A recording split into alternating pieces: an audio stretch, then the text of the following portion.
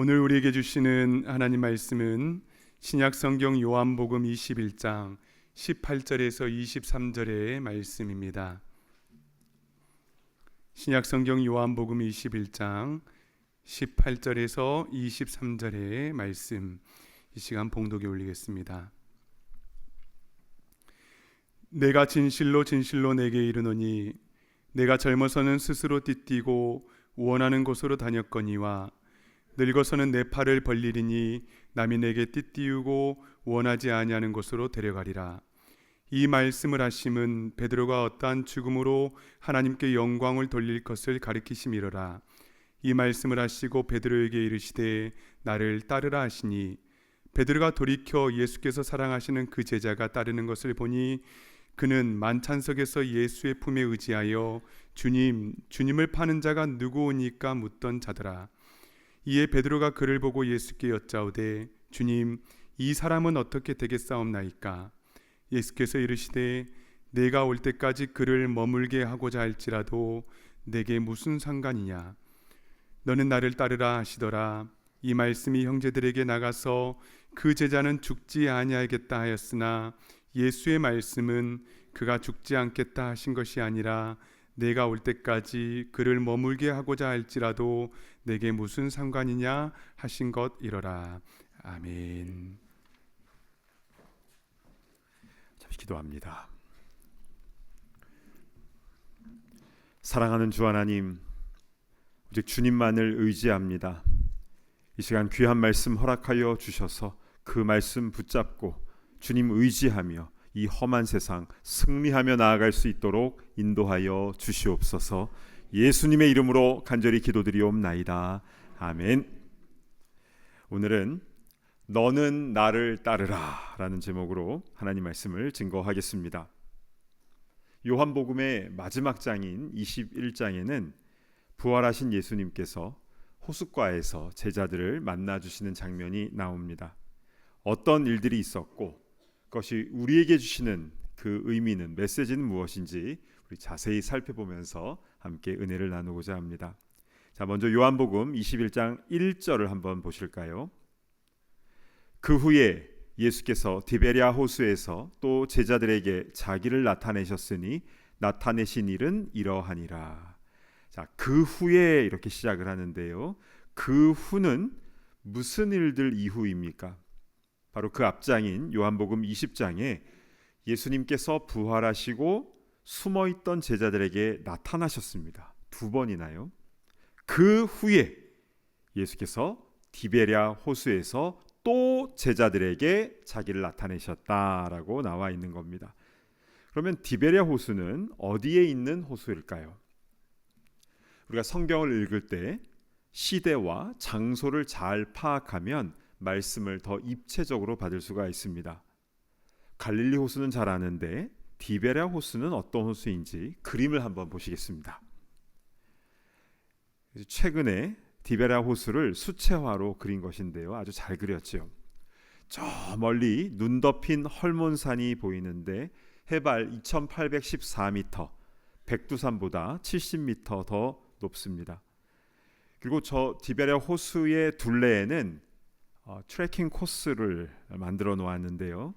제가 아는 분이 저 길을 따라서 호수 한 바퀴를 달렸는데 37마일, 60km, 그러니까 마라톤 풀코스보다 더 깁니다. 그러니까 이 그림으로 보는 것보다 이 디베랴 호수가 꽤 크다는 것을 알 수가 있죠. 그런데 아무리 봐도 갈릴리 호수와 참 비슷하게 생기지 않았습니까? 네, 같은 호수입니다. 갈릴리, 디베랴, 게네사렛, 긴네렛, 성경에 나오는 4개 호수가 다 같은 호수를 말하는 겁니다. 그럼 오늘 본문에서 예수님께서 제자들을 만나 주신 곳은 호수의 어느 쪽일까요? 저 위쪽에 빨간색 원 안에 있는 바로 저곳입니다.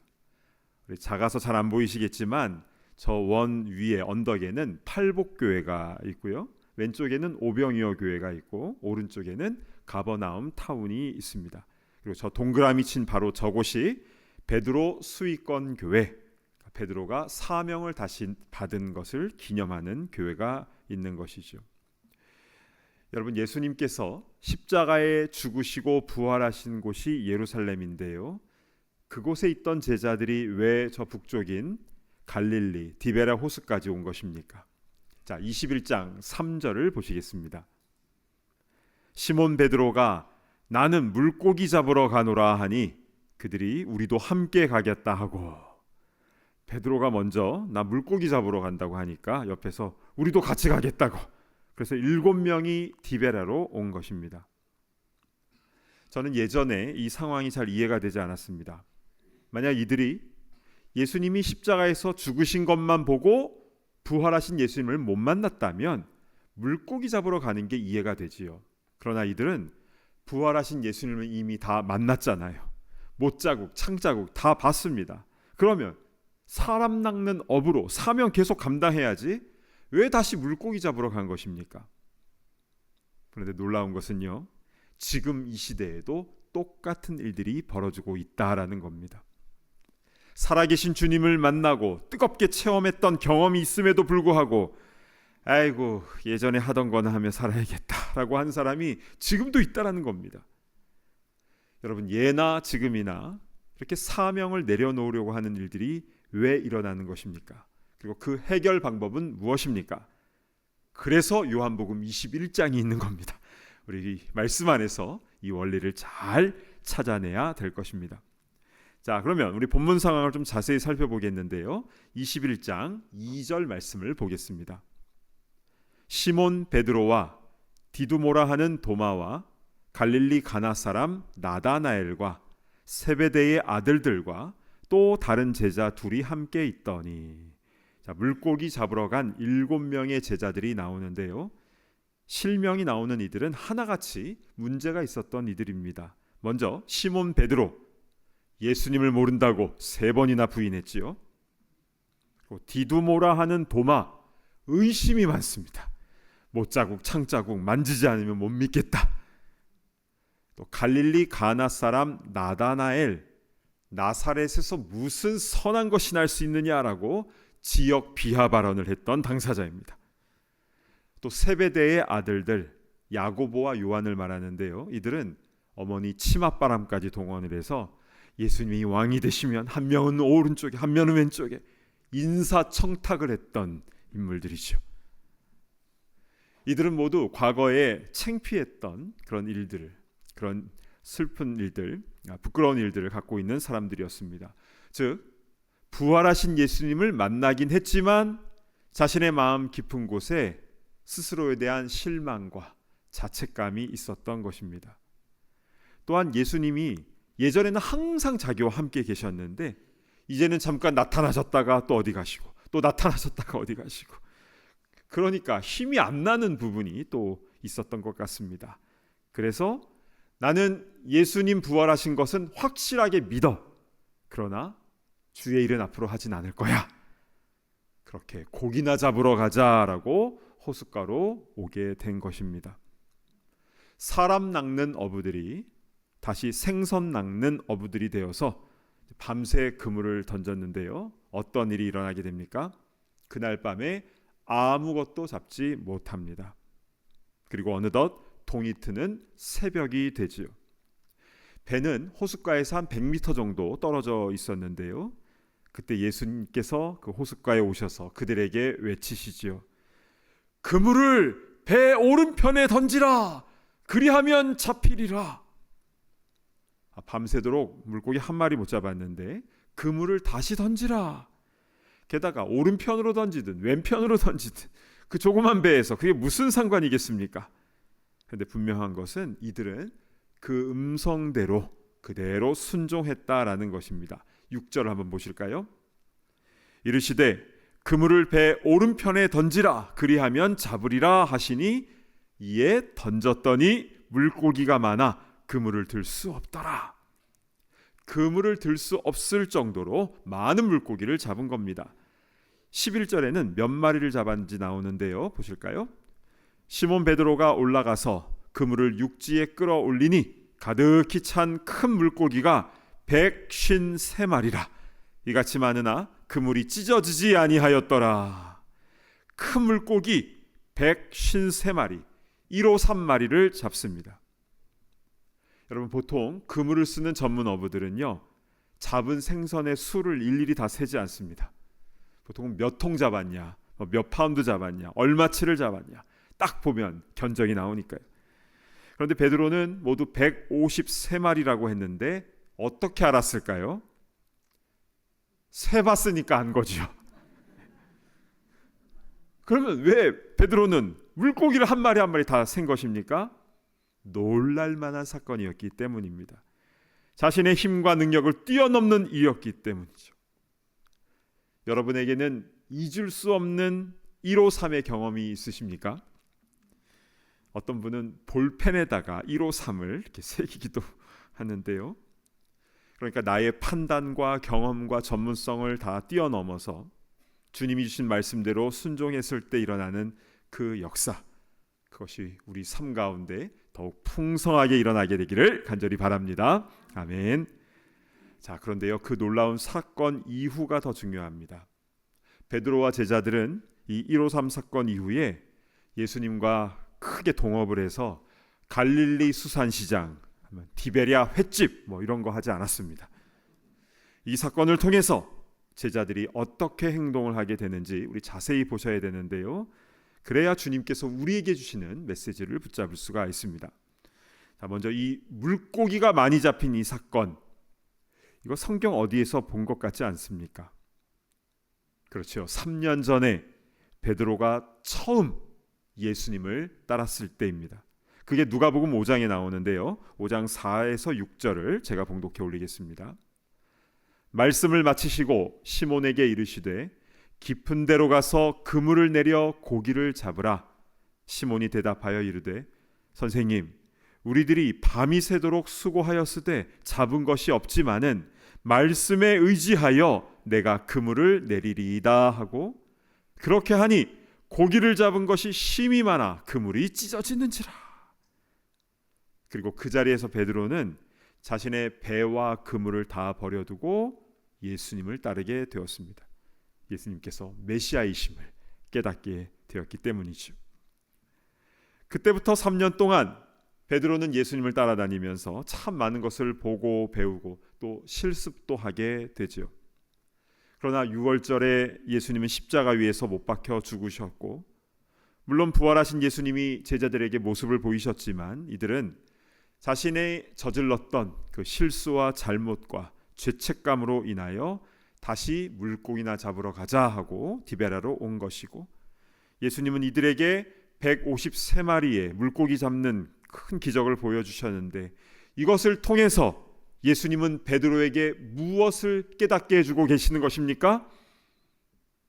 처음 주님을 만났을 때의 그 뜨거운 만남, 모든 것을 다 버려두고 주님을 따랐던 그때의 모습을 기억나게 해주고 계시는 것입니다.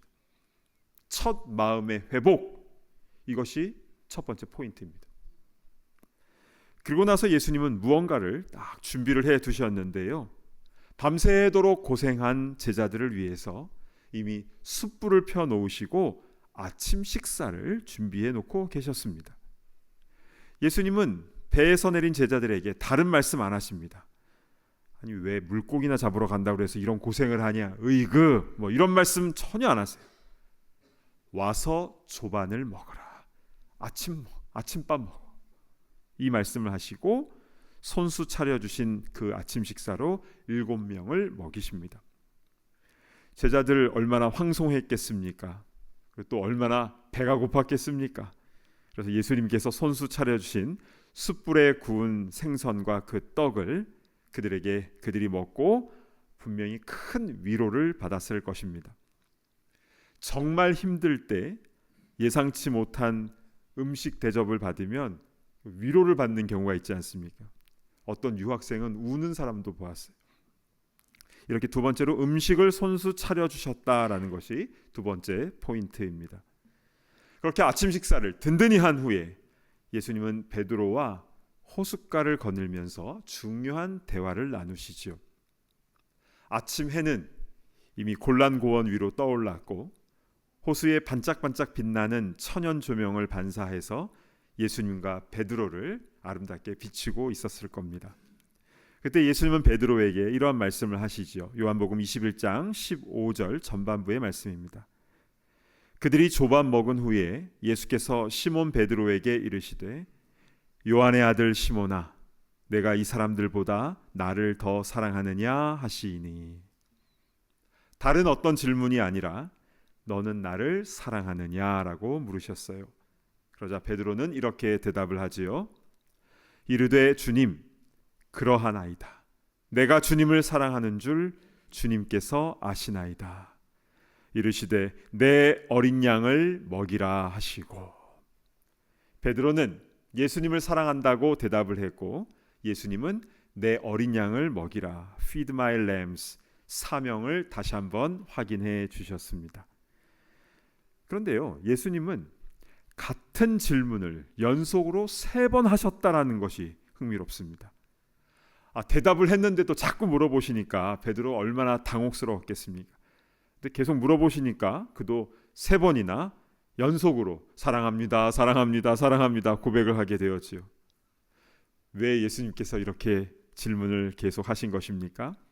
주님께서 하시는 일에는 다 깊은 뜻이 있는 것이겠죠. 닭 울기 전에 3번이나 예수님을 모른다라고 부인했던 베드로에게 예수님은 3번 사랑 고백을 하게 하심으로 그 죄책감을 상쇄시켜 주신 것입니다. 그리고 동시에 주님을 사랑하는 것이 사명자의 가장 기본 중의 기본임을 반복해서 알려주신 것입니다. 베드로야, 너는 병자들을 고치고 기적이 일어났던 그 사역들을 사랑하느냐라고 묻지 않으셨어요. 심지어 너는 나의 양들을 사랑하느냐라고도 묻지 않으셨습니다. 너는 나를 사랑하느냐? 여러분, 지금 예수님께서 오셔서 같이 뒷뜰을 걷자 하고 뒷뜰에서 같이 이렇게 걸어가면서 너는 나를 사랑하느냐라고 물으신다면 무엇이라 대답하시겠습니까? 찬양대원 오늘 아주 은혜로운 찬양을 잘 불러주셨는데요. 여러분은 음악이 좋아서 찬양대를 하시는 겁니까? 아니면 정말 주님을 사랑해서 하시는 겁니까? 교회학교 선생님들은 아이들이 좋아서 하는 겁니까? 아니면 주님을 사랑하기에 아이들에게 말씀을 가르치는 것입니까? 주방 봉사하시는 분들은 요리를 좋아해서 하는 겁니까? 아니면 주님을 사랑해서 하는 것입니까? 모든 사역 부서가 다 마찬가지입니다. 우리는 성경의 원리대로 해야 합니다. 사역의 본질은 주님 사랑하는 것인 줄로 믿으시길 바랍니다. 아멘. 그리고 그렇게 주님께 사랑의 고백을 했을 때 예수님은 내 양을 먹이라, 내 양을 치라, 내 양을 먹이라, 이렇게 양들을 피딩하고 테이크케어하라고 다시 한번 사명을 분명하게 세워주셨습니다. 자, 주님께 사랑을 고백하는 것이 사역의 본질이다. 이것이 3번째 포인트인 것이죠. 자, 지금까지 말씀을 좀 정리를 해보면 베드로를 포함한 7명의 제자들은 부활하신 주님을 만났음에도 불구하고 사명을 버리고 물고기나 잡으러 왔습니다. 그러나 주님은 그들에게 찾아와 주셨는데요. 그리고 주신 첫 번째 포인트는 처음 예수님을 만났을 때를 다시 기억나게 해주셨다는 겁니다. 그때처럼 그물을 던지라고 하셨고 그때처럼 많은 물고기를 잡게 해주셨습니다. 두 번째는 손수 음식을 지어주시면서 그들을 위로해 주셨다는 것. 그리고 세 번째는 3번이나 예수님을 모른다고 부인했던 그 베드로에게 3번 사랑 고백을 하게 하심으로 그의 죄책감을 씻어주시고 사명을 다시 확인시켜 주셨습니다. 나를 사랑하는 것이 사역의 본질이다 분명하게 해주신 것이죠. 이것이 요한복음 21장의 17절까지의 내용입니다. 자, 그런데 그 뒤에 일어난 사건도 우리는 주목해 보아야 합니다. 예수님께서는 베드로에게 아주 의미심장한 말씀을 하시는데요. 18절 말씀을 제가 봉독해 올립니다.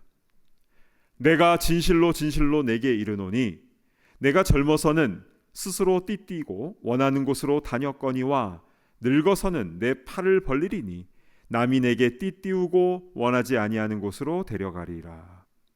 이 말씀은 얼핏 보면 젊을 때는 그냥 원하는 대로 가고 싶은 대로 다 다니다가 이제 나이 들면 그렇게 못하고 요양원 들어간다, 이렇게 인생 얘기하는 것처럼 보이지만 그게 아닙니다. 오히려요, 연세 드시고 더 자유롭게 다니시는 분들도 많습니다. 자, 이렇게 중요한 순간에 예수님께서 이 말씀을 하신 의도가 있는 것인데요. 먼저 내가 젊어서는, 이것은요 영적으로 나 주도의 삶을 말하는 것입니다. 내가 원하는 대로, 내가 하고 싶은 대로, 그래서 스스로 띠뛰고 원하는 곳으로 다녔지요. 그러나 늙어서는, 이것은 성숙해서는입니다. 이것은 인도함을 받는 삶을 말하는 것인데요, 내 팔을 벌리리니, 이것은요 항복하는 것을 의미합니다. 너의 인간적인 의지를 포기하라. 이제는 내가 너를 주도하겠다. 마지막까지 내가 너를 인도하겠다라는 말씀인 것입니다. 그리고 19절, 우리 함께 19절 말씀을 봉독하겠습니다. 시작. 이 말씀을 하심은 베드로가 어떠한 죽음으로 하나님께 영광을 돌릴 것을 가리키심이러라. 이 말씀을 하시고 베드로에게 이르시되 나를 따르라 하시니. 아멘. 하나님께 영광 올려드리는 그 죽음에 대해서 알려주신 것이고, 베드로에게 강력한 마지막 말씀을 하십니다. 이르시되 나를 따르라, Follow me. 예수님이 가신 그 십자가의 길을 따르라고 말씀을 주신 것입니다. 사랑하는 여러분, 이 시대는요 강함을 숭배하는 세대입니다.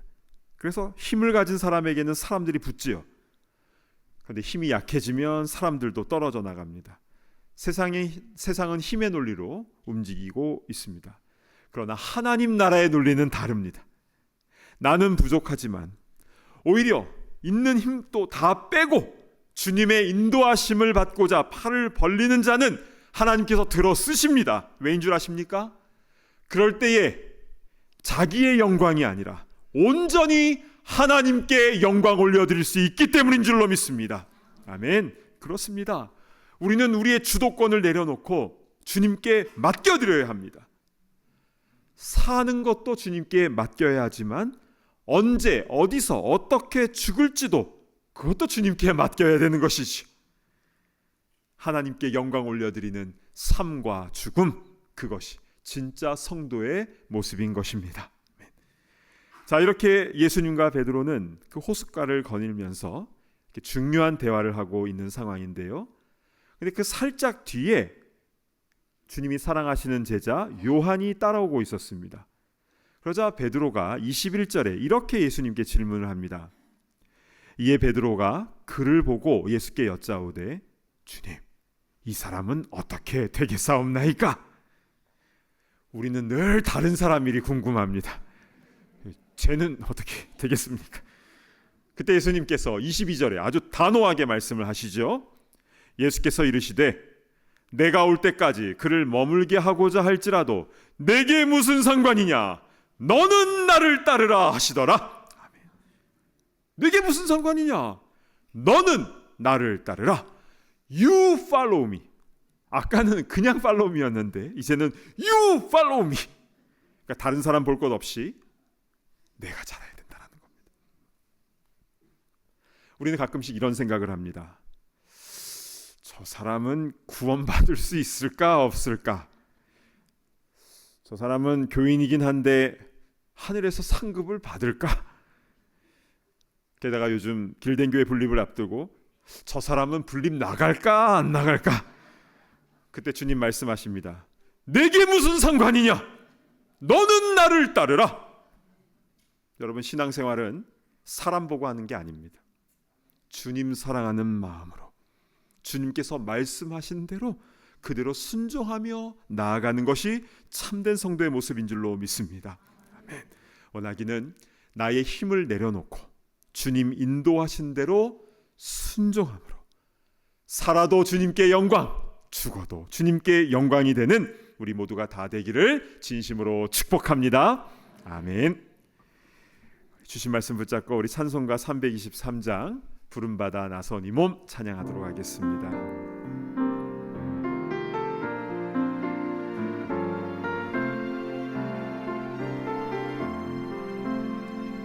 부름받아 나선 이 몸 어디든지 가오리다. 괴로우나 즐거우나 주만 따라가오리니 어느 누가 막으리까. 죽음인들 막으리까. 어느 누가 막으리까. 죽음인들 막으리까. 아골골짝 빈들에도 복음 들고 가오리다. 소돔 같은 거리에도 사랑 안고 찾아가서 종의 몸에 지닌 것도 아낌없이 드리리다. 종의 몸에 지닌 것도 아낌없이 드리. 우리 손을 들고 찬양합니다. 존귀 영광 모든 권세 주님 홀로 받으소서. 멸시천대 십자가는 제가 지고 가오리다. 아멘. 이름 없이 빛도 없이 감사하며 섬기리다. 이름 없이 빛도 없이 감사하며 섬기리. 이름 없이 빛도 없이 이름 없이 빛도 없이 감사하며 섬기리다. 이름 없이 빛도 없이 감사하며 섬기리다. 우리 눈을 감고 찬양하도록 기도하도록 하겠습니다. 지금 나의 신앙의 모습은 어떻습니까? 예전에 나도 뜨거웠었는데, 여러분 옛날 얘기하면 안 됩니다. 지금 나의 모습은 어떠합니까? 나를 따르라 주님께서 말씀하셨는데, 주님 나도 십자가 지고 주님 따라가는 삶 살게 하여 주시옵소서. 우리 함께 주여 한번 외치며 통성으로 기도하며 나아갑니다. 주여. 아버지 하나님, 우리를 부르신 주님, 아버지 때로 우리가 쓰러지고 낭망하고 또 자책감으로 인하여 아버지 하나님 사명을 잃어버릴 때도 있습니다. 그러나 주님, 그런 우리에게 찾아오신 주님, 우리를 위로하시고 힘주시고 첫마음을 회복시키시고 또 귀한 것들로 채워주시고 아버지 나를 사랑하느냐라고 물으시는 주님, 아버지 우리가 주님의 그 질문에 감사함으로 또한 담대함으로 사랑의 고백을 할 수 있도록 인도하여 주시고, 주님 부르시는 그날까지 아버지 순종하며 나아가는 우리가 될 수 있도록 인도하여 주시옵소서. 아버지 하나님, 우리의 삶의 현실 속에서 아버지 어떠한 일을 감당하든지 아버지 하나님, 우리 소돔 같은 거리에 복음 들고 나아가는 우리가 될 수 있도록 인도하시고, 주님 부르시는 그날까지 주님께 영광 올려드리는 우리 모두가 다 되게 하여 주시옵소서. 하나님 아버지, 참으로 감사를 드립니다. 오늘 말씀을 통해서 우리는 어떠한 존재이고 또 어떠한 부르심을 받았는지, 또 얼마나 큰 사랑을 지금도 받고 있는지 온전히 깨닫게 하여 주시니 감사를 드립니다. 물고기나 잡으러 간다는 이런 생존 중심적인 생각을 버리게 하여 주시고, 주님께서 우리를 사람 낚는 어부로 주님의 제자로 우리를 부르셨사오니 사명 중심으로 살든지 죽든지 주의 영광을 위하여 나아가는 우리 모두가 되게 하여 주시옵소서. 사랑 없는 거리에, 소돔 같은 거리에 우리가 나아가서 주님의 사랑과 복음을 실천할 수 있도록 인도하여 주시고, 그래서 주님 부르시는 그날까지 충성을 다하는 우리 모두가 다 되게 하여 주시옵소서. 감사합니다. 우리를 사랑하시되 끝까지 사랑하시는 우리 주 예수 그리스도의 이름으로 간절히 기도드리옵나이다. 아멘.